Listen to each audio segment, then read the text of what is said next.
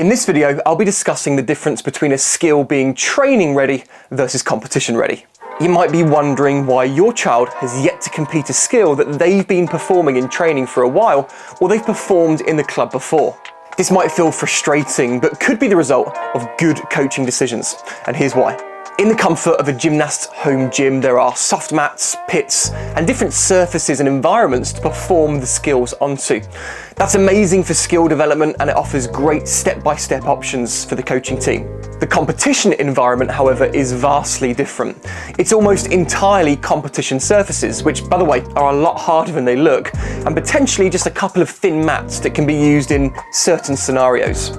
For the gymnast to be competition ready, they'll need to be able to perform the skill without starting with a pit, then moving to soft mats and gradually building up to a competition type surface. There's also time to consider.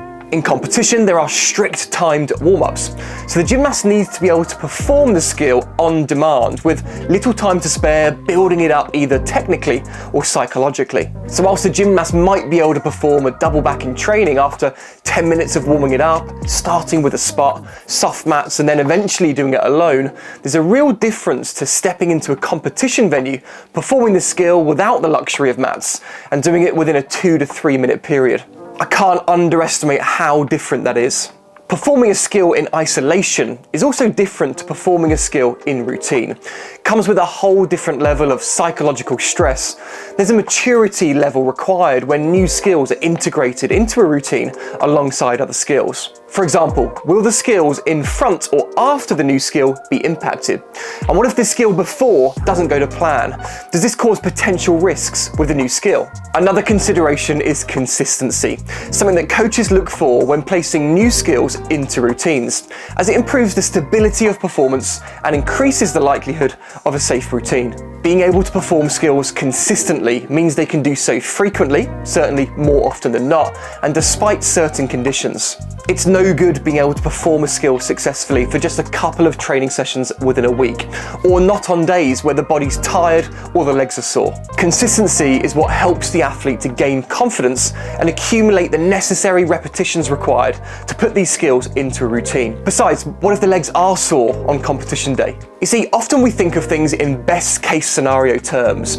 We think of the double backs that the gymnasts did when they had lots of time, were feeling fresh, the energy in the gym was high, and there was loads of mats around.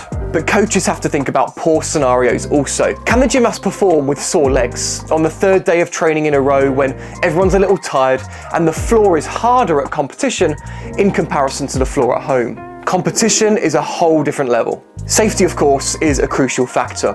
It's important that the gymnast can perform the skill safely within a certain threshold of performance. That means that the skill remains safe even when not performed at its best. For example, if a skill under-rotates, is the gymnast experienced enough and robust enough to manage without risk of injury?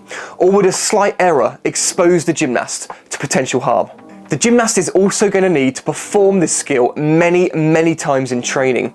Therefore, they'll also require the physical robustness to tolerate that movement. For some skills, it's not that significant, but there are skills that when performed over and over again will expose the child or gymnast to potential risk should they not be physically ready. And finally, it's important to understand that the quality of a skill usually suffers when placed in a routine, where it's impacted by the other skills or stamina, and of course pressure too. There's many other considerations which we'll save for future videos, and there are occasions when testing skills in competition that aren't super ready can work, but there's lots of context around that which we'll delve into soon, and those choices don't compromise technique or safety. In summary, just because a gymnast has done a skill doesn't mean they can do a skill, and even if they can do a skill doesn't mean they should, be it in training or competition. There's lots of boxes to tick, and I hope this video helps you to understand some of the considerations that coaches have when making these important decisions.